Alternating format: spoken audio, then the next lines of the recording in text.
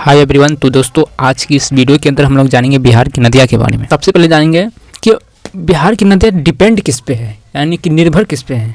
तो बिहार की जो सारी नदियाँ हैं वो मुख्यतः गंगा नदी पे आधारित है, डिपेंड है। तो सबसे पहले हम जानेंगे गंगा नदी के बारे में। जो गंगा नदी है ये उत्तराखंड से निकल कर उत्तर प्रदेश होते हुए बिहार में प्रवेश करती है।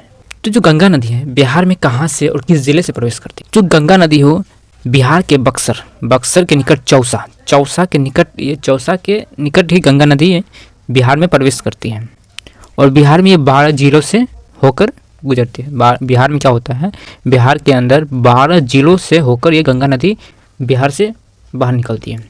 तो प्रवेश तो कर ली बक्सर के चौसा से और निकलेगी कहाँ से, तो ये बिहार की कटिहार के पास से बाहर निकल जाती है गंगा नदी। अब जानेंगे गंगा नदी का लंबाई क्या है, बिहार में कितना लंबाई है। तो जो गंगा नदी का लंबाई है 2525 किलोमीटर और बिहार में इसका 445 किलोमीटर है। बिहार के 12 जिलों से गुजरता है। वो 12 जिला कौन सा है मैं आपको डिपेंड पूरा एक्सप्लेन करता हूँ। तो प्रवेश बक्सर के चौसा से और बाहर कटिहार से। तो 12 जिलों का नाम मैं आपको बता रहा हूँ।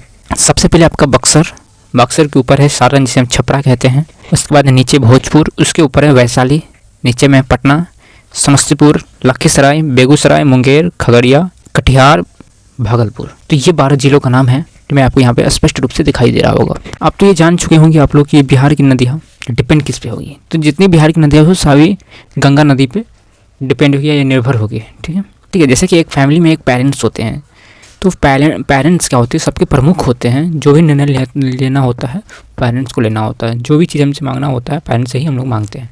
तो पेरेंट्स हम लोग का वो मालिक हो गए। तो इसी तरह गंगा नदी बिहार की सारी नदियाँ का मालिक है। इस तरह से मैं आपको एक्सप्लेन करती हूँ।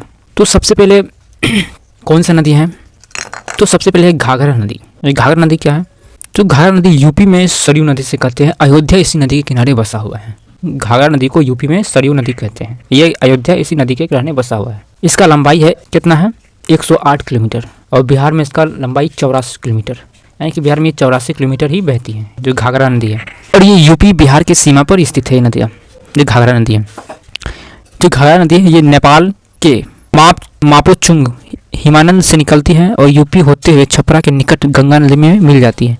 तो यहाँ पे दिखाई दे रहा होगा आपको घाघरा नदी। ठीक है, तो अब घाघरा नदी आपका कंप्लीट हुआ, एक नदी कंप्लीट हुआ। दूसरा नदी है गंडक नदी। तो गंडक नदी है, गंडक नदी नेपाल से निकलती है, अन्नापूर्णा स्थान से निकलती है, पश्चिम चंपारण के भैंसालोटन नामक स्थान से बिहार में प्रवेश करती है। हाजीपुर जिसे वैशाली कहते हैं, वैशाली के निकट गंगा नदी में ये मिल जाती है गंडक नदी। इसे विभिन्न नाम से भी जाना जाता है। गंडक नदी का विभिन्न नाम है, जैसे काली गंडक, बहुत सारा नाम है। तो मैं नाम अगर इंपॉर्टेंट होगा तो मैं बता दूंगा। नाम इंपॉर्टेंट है, मैं पूछेगा, मैं आपको यहाँ पे स्क्रीन दिखा रहा होगा, यहाँ पे देख सकते हैं गंडक नदी का अन्य नाम। तो दूसरा था गंडक नदी। तो हमारा ये गंडक नदी कंप्लीट हो गया। अब आएगा हमारा बूढ़ी गंडक। बूढ़ी गंडक के बारे में जान लेते हैं। बूढ़ी गंडक तीसरा हमारा है, ये तीसरा नदी है। शामेश्वर श्रेणी से निकलती है तथा खगड़िया में गंगा नदी में मिल जाती है। लंबाई इसका 320 किलोमीटर है। बागमती नदी महाभारत श्रेणी नेपाल से निकलकर सीतामढ़ी से बिहार में प्रवेश करती है तथा बेगूसराय में बूढ़ी गंडक में मिल जाती है। बूढ़ी गंडक का जो सहायक नदी है वो है बागमती नदी। ये महाभारत श्रेणी से नेपाल से निकलकर सीतामढ़ी से बिहार में प्रवेश करती है और बेगूसराय में बूढ़ी गंडक में जाके ये मिल जाती है। चित्र में आप देख रहे होंगे बेगूसराय के निकट यह बागमती नदी बूढ़ी गंडक में आके समान होकर एक होके फिर ये गंगा नदी में मिलती है। तो अब तक मैं 4 नदियों के बारे में डिस्कस कर चुका हूँ। अब हम जानेंगे कोसी नदी के बारे में। कोसी नदी नेपाल में काठमांडू के निकट गोसाई धाम से यह नदी निकलती है, पोल से बिहार में प्रवेश करती है। इसका मार्ग काफ़ी भोरदार है जो उत्तर बिहार में बाढ़ का मुख्य कारण बनता है, जिसके कारण इसे बिहार का शुक नदी कहते हैं। कुल लंबाई 720 किलोमीटर है, बिहार में 260 किलोमीटर है।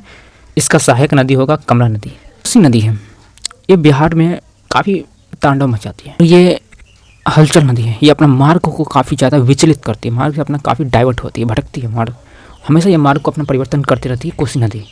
इसलिए बिहार में उत्तर बिहार में बाढ़ आने का कारण इसका यही है। और उत्तर बिहार के पास हिमालय भी है, तो इधर की जो नदियाँ हमेशा भरी रहेगी। हिमालय से ही जितनी नदी आ रही सब हिमालय से ही आ रही है ना, तो सभी नदियाँ हमेशा भरा पड़ा रहेगा 12 महीनों। ठीक है, तो दोस्तों ये था कोसी नदी। अब हम जानेंगे महानंदा नदी। महानंदा नदी के बारे में जानेंगे। हमारा 5वां नदी है हमारा महानंदा नदी। महानंदा नदी दार्जिलिंग पश्चिम बंगाल के दार्जिलिंग से निकलकर ये उद्गम होती है और किशनगंज पूर्णिया कटिहार किशनगंज होते हुए पूर्णिया होते हुए कटिहार में आके ये गंगा नदी में समाई हो जाती है। ये महानंदा नदी।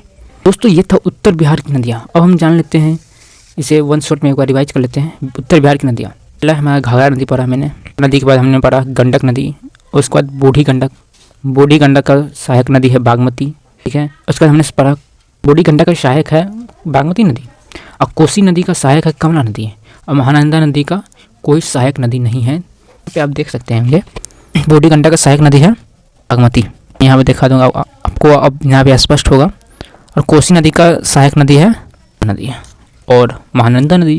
तो टोटल कितना हुआ, 1 2 3 4 5 6 7 नदियाँ हैं, 7 रिवर्स हैं। बिहार के उत्तर बिहार की नदियाँ ये, इसके बारे में बता दिया कि ये कहाँ गंगा नदी में प्रवेश करती है और कहाँ से निकलती है, और गंगा नदी में कहाँ से जाके जुड़ती है। तो दोस्तों ये था उत्तर बिहार की नदियाँ। आप दक्षिण बिहार की नदियाँ के बारे में जानना चाहते हैं पूरा डेप्थ में, तो कमेंट में आपको जरूर बताइएगा। लेकिन मैं आपको एक वन शॉट दे देता हूँ दक्षिण बिहार की नदियाँ के बारे में। सबसे पहले कर्मनाशा नदी है, उसके बाद सोन नदी है, पुनपुन नदी है, फल्गु नदी है, सकरी नदी है, क्यूल नदी है, अजय नदी है। यह है दक्षिण बिहार की नदियाँ। बिहार की नदियाँ 2 भागों में बटा है, आपको पहले ही बताया। एक उत्तर बिहार की नदियाँ जो हिमालय नदियाँ भी कहा जाता है, और दूसरा दक्षिण बिहार की नदियाँ जो पठारी नदियाँ भी कहा जाता है। दोस्तों आई होप इस वीडियो में आपको पूरा डेप्थ में नॉलेज आ चुका होगा बिहार की नदियाँ के बारे में। वीडियो कैसा लगा हमें कमेंट में ज़रूर बताइएगा, और ऐसा ही वीडियो चाहिए तो हमें कमेंट में ज़रूर बताइएगा, ताकि मैं अगले बार फिर एक नेक्स्ट इसी तरह का टॉपिक लेकर आऊँ जो काफ़ी हेल्पफुल हो आपके एग्जाम के ओरिएंटेड से। तो दोस्तों आज के लिए इतना ही, फिर मिलते हैं नेक्स्ट वीडियो में, तब तक के लिए बाय बाय, टेक केयर।